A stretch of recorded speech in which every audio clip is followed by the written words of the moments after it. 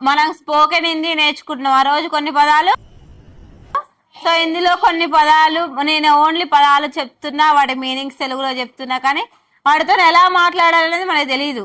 So two words ఉపయోగించి మనం ఎలా మాట్లాడాలనేది ఈరోజు నేర్చుకుందాం. ఓకేనా? సో ప్రొనౌన్స్ అండ్ వర్బ్స్ ఏమేమి ఉపయోగించాలి? ప్రొనౌన్స్ అండ్ ఇంపరేటివ్ వర్బ్స్ అనేది ఉపయోగించాలి. ఇంగ్లీష్ చెప్తున్నది మేడం అంటే ఇంగ్లీష్ కాదు, ప్రొనౌన్స్ అంటే హిందీలో మీకు అర్థం కాదు కాబట్టి ఇంగ్లీష్లో చెప్తున్నా, మీకు అర్థమయ్యేటట్టు. అర్థమైందా? సో తూ అంటే ఎవరు? మీరు. తూ అంటే నువ్వు అని అర్థం, అవునా? తూ ఆ అంటే తూ ఆ ఏమన్నట్టు? ఆ అంటే ఉత్తి ఆ కాదు. తూ ఆ అంటే రా, నువ్వు రా. ఆ అంటే ఏంటిది? రా.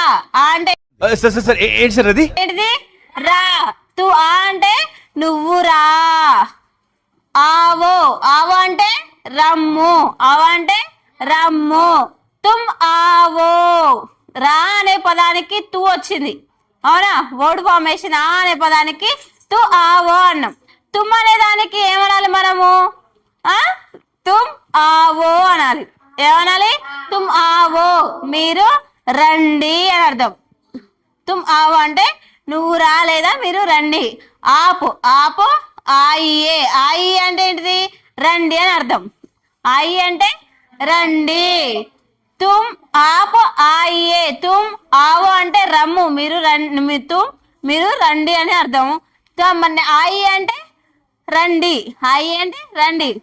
తు ఆపు ఆయియే, ఆపు ఆయియే.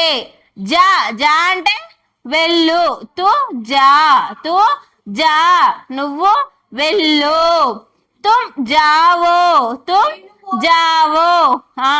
నువ్వు వెళ్ళు, నువ్వు వెళ్ళండి, మీరు వెళ్ళండి. ఆపు జాయియే, ఆపు జాయియే, మీరు దయచేసి వెళ్ళండి, మీరు దయచేసి వెళ్ళండి. నెక్స్ట్ కా, కా అంటే ఏంటిది? తిను. కా, నువ్వు తిను. నెక్స్ట్ కావో, కావో అంటే తినండి. తుమ్ కావో, మీరు తినండి. కాయే, కాయి అంటే దయచేసి తినండి. కాయి అంటే ఏంటిది?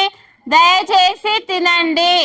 తుమ్ ఆప్ కాయే, తుమ్ అంటే ఏమొస్తుంది మనకి? కావో వస్తుంది. ఆప్ అంటే కాయే వస్తుంది. ఆప్ అంటే కాయే, ఆప్ కాయే, దయచేసి మీరందరూ తినండి అని అర్థం. ఓకేనా? మీరందరూ దయచేసి తినండి. నెక్స్ట్ పి అంటే ఏంటిది? వాటర్ తాగడం.